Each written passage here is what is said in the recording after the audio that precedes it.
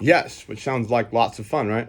Um, but what kind of material tools did an oracle derive from? They rusticated from chicken bones and from gizzards of eagles and from tea leaves, right? They took, huh?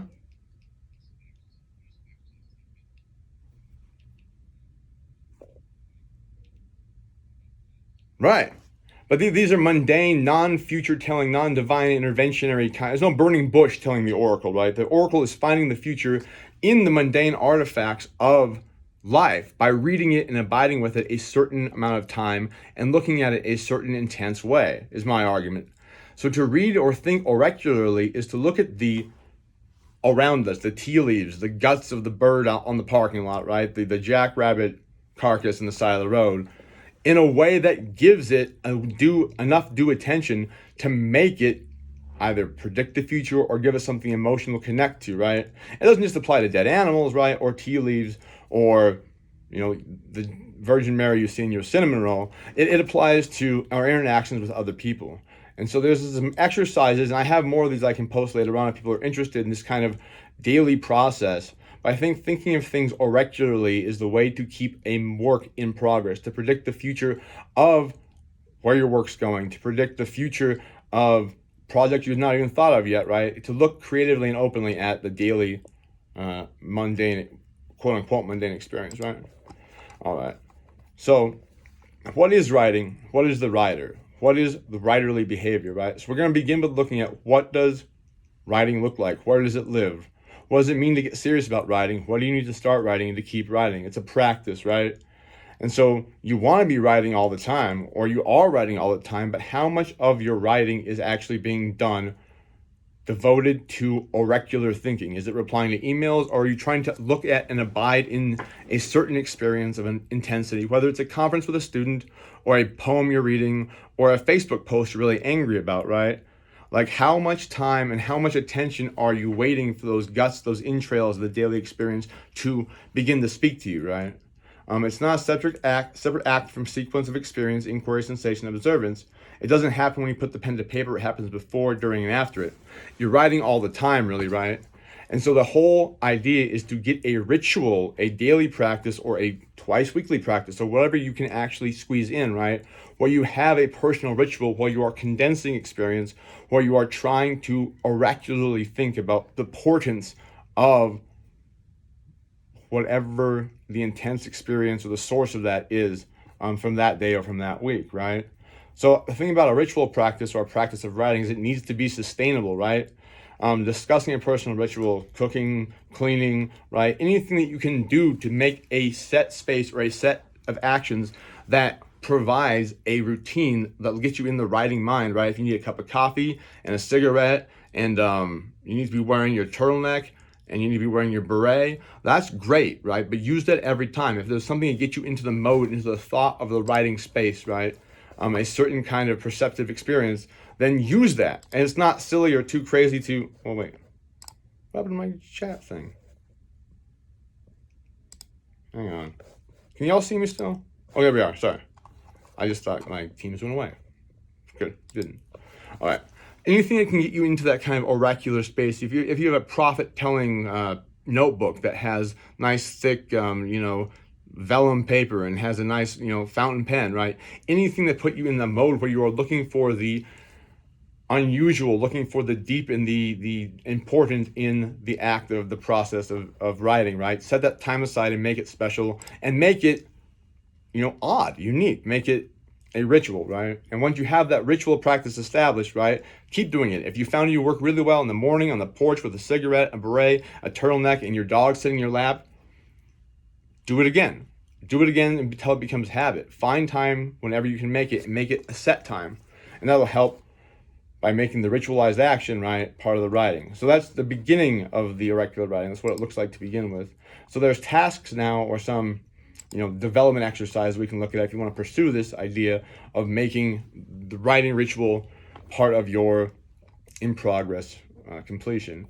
So this is an exercise you can complete, right? Find 3 objects in dialogue around the inquiry. What would be most helpful for my writing? Or what would this poem or work most benefit from? So think about what your project that you're working on right now is, right? And think about these questions. What would be most helpful for your writing at this point in the semester during this freaking this development day, right? What would the piece you're working on most benefit from? Would it be an emotional and intellectual event, right? Would it be a feather or a stone, a lightning bolt, a photograph of your mother? Any material object around you can be something you haruspicate from, right? If you attend to it, focus on it long enough. Think like somebody looking at tea leaves, right? Like the oracle trying to discern the future of Rome from, the bottle of, I don't know, Advil in front of you, right? And then take notes about it so you have these concrete words actually having been put down on paper or on your computer or whatever, right? And you can find that some of these objects will become part of your practice. I have a coffee cup that has a line from The Wasteland and a Calvin and Hobbes cartoon on it, right? That I try to drink coffee out of every time I'm going to write something poetic, because it puts me in a mood of like both synthesizing image and sound and meaning and poetry, right? My favorite poem and Eliot and Calvin and Hobbes. And if I don't have that coffee cup, I kind of feel like I'm, missing my place. So these can become permanent objects as part of the ritual if you want, right? So if you want to try this exercise and get back to me, I'm happy to hear feedback or discuss anything about it. So see if you can find something that will help your project, and then find 3 objects to ground that down in and haruspicate on. That's the first part. The second part is a questioning exercise. All right. Ask what the role of inquiry is in your writing. What are you trying to figure out in this project you're working on, right? What are you trying to figure out in writing through it in the semester? Each week, spend time answering the questions if you need to, or if this is helpful, right? At the beginning of the week. You can say what in your house is a prop, what in your life is a prop. Again, trying to find objects that may be magical, that may have a profound sense to move a project forward just by your attending to something in the minutia right now, right? Do they have anything common or different, like the pen or the apple your student gave you, the 2 essays the students turned in that are printed in size 18 font, right? You can stare at those for a long time, and maybe they will come forward with some sort of a oracular meaning. I don't know about writing on the wall, if you will, but yeah. So after that, I think this next part's the most interesting, I think. So here's a mission if you want, right? If you want to try to put these practices into, or these ideas into practice, you can embark upon this kind of secret James Bond mission, right? And if you need to do it via Teams or via Google Hangouts or via however you're communicating with people, that's just great and fine. It doesn't have to be auditory conversation. It can be through text message or typing or Facebook or this meeting right here, right? So make sure you have a notebook or you have a manner of recording what you are processing as you're going through this, right? And you're trying to overhear. You're trying to be a passive observer here, right? So you're trying to have alternate spaces of overhearing, like go to the coffee shop or the Starbucks or the student lounge or outside of your window and just hear what life is providing for you, right? Take notes with your ears if you can, right? You can just listen. I don't say all day, right? Put it for an hour. That's about maximum you can do it for. Do it in class where you're giving a writing assignment or a test. Listen to what your students are fidgeting with, what the clicking sounds are. Listen to construction workers outside, right? Collect everything you hear or you observe in your notebook. Be willing to mishear and supply missing element to what you hear. If you think something, for example, if you hear the radio in the background as a song you sort of know or maybe think you might know, feel free to provide the words you think might be there. It's just a productive place to not be in touch with the auditory world exactly, but to be in touch with it in a oracular way, in a way where you are getting divine or extrasensory knowledge from the context and your own passive intuition, your own passive hearing, right? Record and explore any dissonance, right? If you hear construction workers pounding the jackhammers, but it somehow sounds like they're, pounding away, like whistling Dixie or away in Dixie with their jackhammers, or if they seem like they're doing, We Will Rock You by Queen with their jackhammers, feel free to record that or make that part of your work, right? Just trying to find something that is bigger than the auditory or the physical object in front of you, right? That you can look at every day or be part of your practice every day, that can give you opportunities to add elements to and move you along in whatever it is you're trying to explore in your project, right? So we can think of fragments and crowds and how they overlay. Pattern, intonation, rhyme, cadence are all useful. We can think of the way that students answer things in class, the way students misread or read grammar with different diction and different inflection, right? As a sort of cadence and intonation, right? The way that students in class respond to questions and or discuss with each other, right? Their pitch and their fall, right, is oftentimes very interesting as far as how you could think about tone, how you could think about emotion within speech in a poem or a prose piece as well. I find it's very interesting. I have a lot of students who will always enter on a stressed syllable, say, "Hey, I think that was not a very good comment," or "I think you're wrong about that," right? Instead of saying, more like, "Okay, let's talk." I have students who are very like interjecting with a high point and then coming down in their rhythm. I think it's very interesting because it breaks the cadence of what I at least try to get the down rhythm, the unstressed first, so not like hitting over the head with what I'm saying. Think about overly listening compared to overly hearing, right? If you're overly listening, you're willing to hear things that aren't there. You're willing to hear the not there. As Wallace Stevens says in The Snowman, right? The nothing that's there, nothing that isn't there, and nothing that is. I mean, this is kind of hearing the gulls cry that isn't there, and the gulls cry that is. The human voices wake us when we drown. So permit the misheard, find portals to which random and nonsensical and confusion of sound can occur. Like what happens when you listen to a Bob Dylan song at the same time you have jackhammers going outside, at the same time your cat is mewing over you, at the same time your wife is trying to talk to you, your husband's trying to talk to you. There's a weird complex combination of themes, intentions, pitches that probably escalate very quickly, right? Think about what kind of complex sounds and words could come out of hearing that loosely as opposed to specifically, right?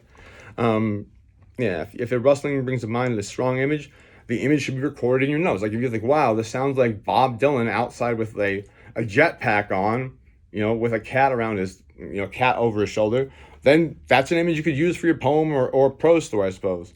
Maybe not so much a prose story unless you're doing fantasy, but maybe that's the thing you're doing.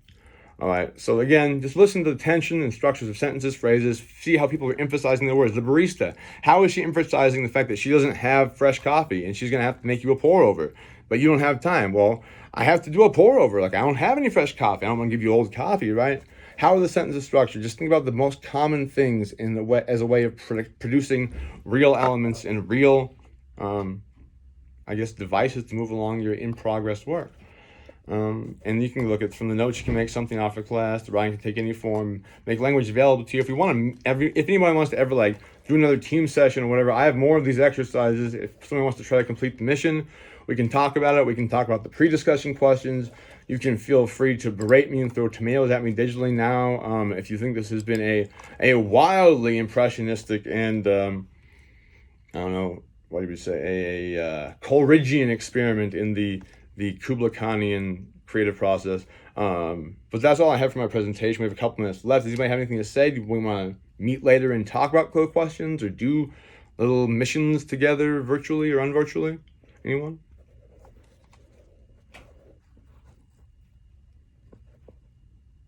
Is anybody willing to look at 3 objects today and try to just focus on them until they see the entrails and the future of Rome in them?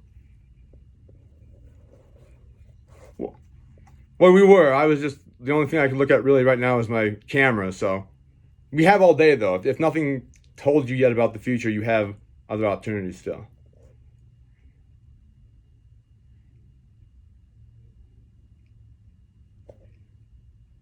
Are you looking at my bracelet? Is that the object you've been haruspicating?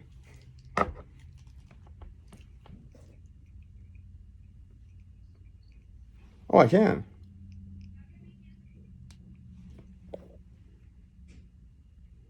Is it telling you to the all material creation is burning, the senses are burning, the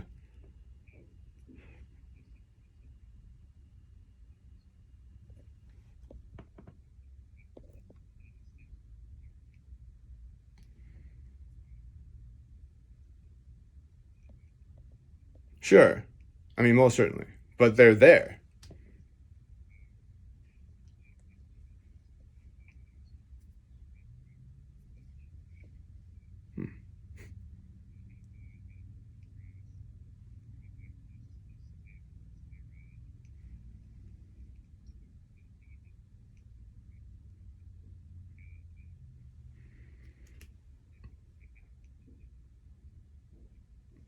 Well, that's awesome. I don't have the morningness about myself to do that, but yes.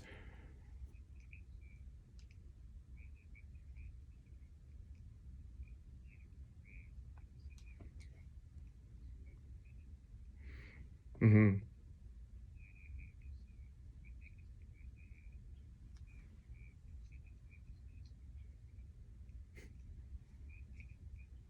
Mm-hmm.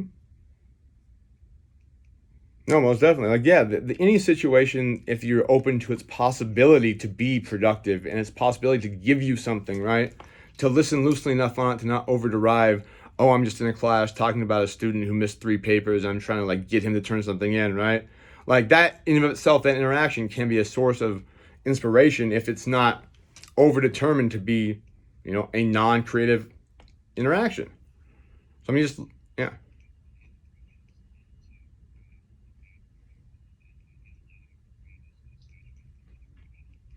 Hmm.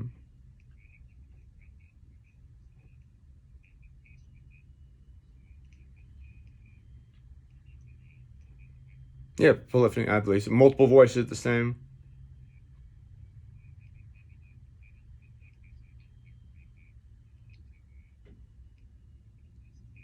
Right. Multiple voices that are conversing in your head or in your well, my head. Yeah. I guess yeah, just to allow that and have it be productive and not like frightening or not distracting. Allow the paradox and the unsettlingness of it to influence and infiltrate your brain all the way. And your mom's coffee cup and the half empty monster on your desk and the indust wipes can become portents of the future of the creative project as a metaphor, right?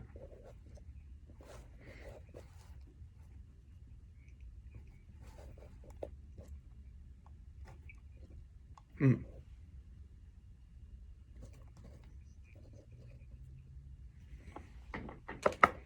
Yeah. I was thinking about actually our boy Eagleton yesterday, and I realized the entire statement that since you're studying literary theory, that must mean there's something such as literature, is a completely disingenuous and fallacious claim. Because he's taking a theoretical approach to a practical activity. Like literature is people, I mean, he doesn't say it, right? Literature is people writing whatever they want. It's me trying to communicate with my mom via snail mail. It's me trying to write a haiku as I'm walking to school. It's me writing a Valentine's card for my girl. It's a practical activity everybody's doing, right? And for him to try to say, I'm theorizing a grand, scheme out of which nothing shall fall, right? And then look back in, it actually, I mean, he has to hocus pocus a literature to critique at that point in time because the literature that actually exists, he's destroyed by making his point of view outside of the realm of analysis.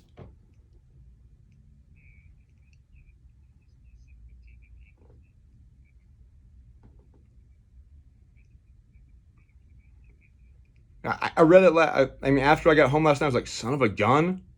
He's effing with us from square one. No wonder the question, "What is literature?" is so difficult because he makes it impossible to answer except from a negative theoretical approach. You can't actually talk about the real practical activity. You have to try to put it from an inclusive theoretical whole, which excludes practical activity. It's only material production and ideology. It's like, dude, it just irked me.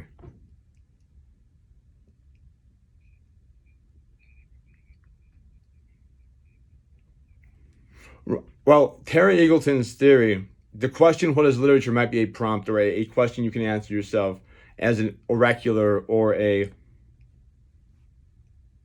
sort of possession maybe over the course of it. What is literature? What are we doing? What are we writing when we are writing creative projects? And if we can answer that at all, Eagleton's full of crap. But you answer that in your own way. What is literature? What is what you're working on in progress? What are you trying to do? Is it a the key to all mythology? Is it a object you're trying to make as well wrought as you can? Is it just something you're trying to do as a ritual and a practice to see what comes of it, right? Is it for personal benefit and edification and development of your own, you know, mind as a writer?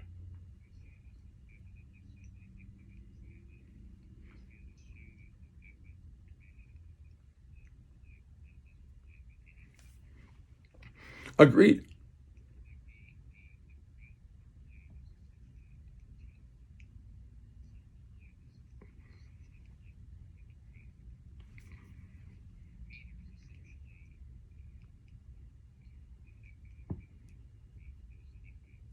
Right.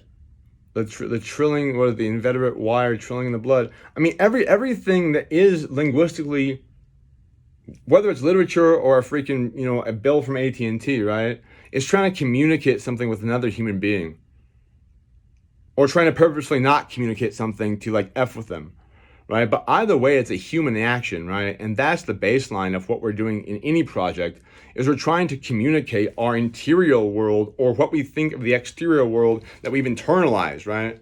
I want to tell you that the freaking, the Sarah Palin poster is really horrible looking because it's like, has a blue background, right? Like, I still have to try to convince you, like, why it's horrible that it's a blue background, and like, you know what I mean? Everything is communication, even if it's something we agree upon. The reasons and the ways and the methods of using language to do that is the game we're all playing every day with our students. It's the game the students are playing with us. It's what we're doing as educators, is teaching people how to use language, whether it's for biology or chemistry or English or whatever, to better communicate truth, fact, or just perception. And that's, man, we're stuck in that. But it's a good fight.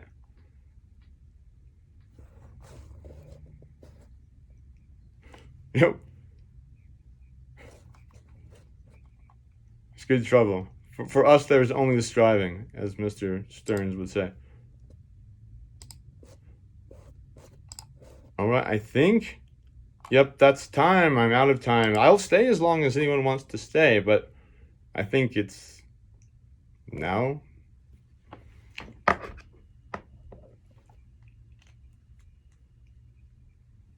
I shall be, yes. Okay, I have a debate meeting with Dr. McKay and some other folk in a little bit. I will have to check my count. I think noon, I want to say.